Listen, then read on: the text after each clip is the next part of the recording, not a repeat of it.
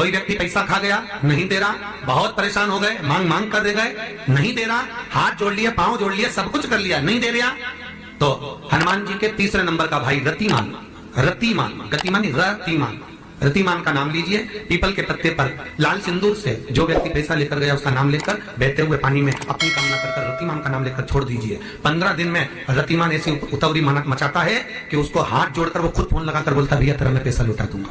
रतिमान का स्मरण किया जाता है। रतिमान, ध्यान दीजिएगा, हनुमान का एक स्मरण, पंचमुखी हनुमान का एक भाव। महाराज जैसे बहुत ज्यादा तकलीफ अगर व्यक्ति को हो गई है, बहुत कष्टमय जीवन चल रहा है, हार गए हर जगह से और तकलीफमय जीवन चल रहा है, तो पंचमुखी हनुमान का एक शिव महापुराण का और स्कंद पुराण का एक बड़ा सुंदर मंत्र है। उस मंत्र को आप सब एक बार हमारे साथ में बोलें। ओम नमो हनुमते रुद्र अवताराय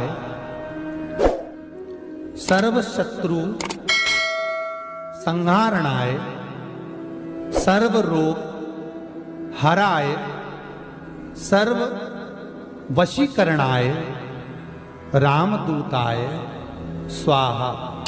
बस इस मंत्र को हाथ में काली तिल लेकर, एक जौ लेकर और गूगल लेकर, थोड़ा सा इसमें गाय का घी डालकर, कंडे को या अग्नि को जलाकर इस मंत्र का 11 बार 21 बार जाप कर कर अपनी कामना कर कर छोड़ दीजिए।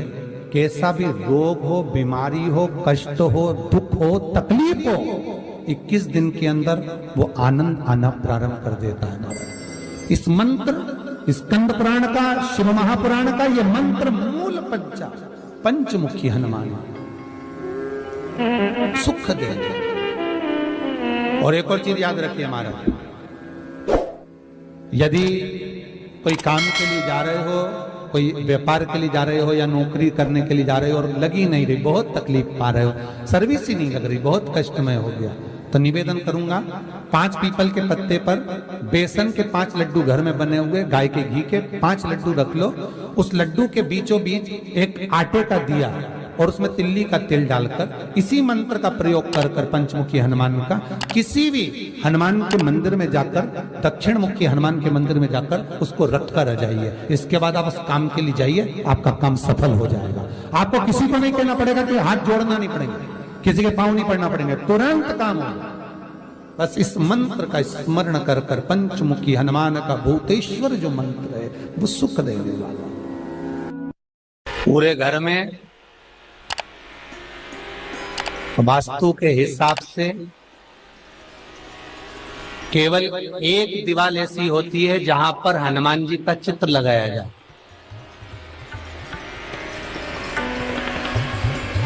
चाहे तुम पर्वत उठाने वाला चित्र लगाओ हनुमान जी का, चाहे बैठे हुए लगाओ, चाहे रामायण पढ़ने वाला लगाओ, चाहे लंका दहन करने वाला लगाओ, चाहे राम नाम जपने वाला लगाओ, चाहे लक्ष्मण को संजीवनी देने वाला लगाओ, चाहे मौन मुद्रा में लगा दो, चाहे स्तुति में लगा दो, चाहे भजन में लगा दो। हनुमान जी का कोई भी चित्र लगता है तो ना पूरब में लगेगा, ना पश्चिम में लगेगा, ना दक्षिण में लगेगा। हनुमान जी का अगर चित्र लगता है तो उत्तर की दीवार में दक्षिण को देखते हुए लगता है, केवल एक ही स्थान।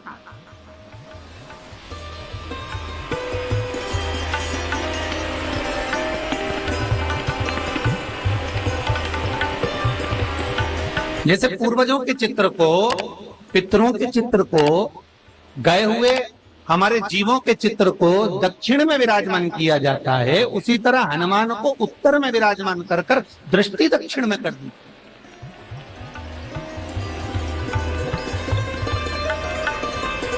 घर में हनुमान जी के जितने फोटो होते हैं उसको केवल दक्षिण दिशा में लगा, उत्तर दिशा में लगा बिठाते थे, और दक्षिण की ओर उनकी दृष्टि होना चाहिए, दक्षिण की ओर उनका मुख होना चाहिए। क्यों महाराज? अगर व्यक्ति के जीवन में कोई बीमारी आने वाली है, व्यक्ति के जीवन में कोई रोग आने वाला है, व्यक्ति के जीवन में अगर कोई कष्ट आने वाला है, व्यक्ति के जीवन में अगर कोई परेशानी आने वाली है, व्यक्ति के जीवन में कोई एक्सीडेंट का योग भी बनने वाला है, तो शास्त्र कहता है वो दिशा दक्षिण से ही बनता है।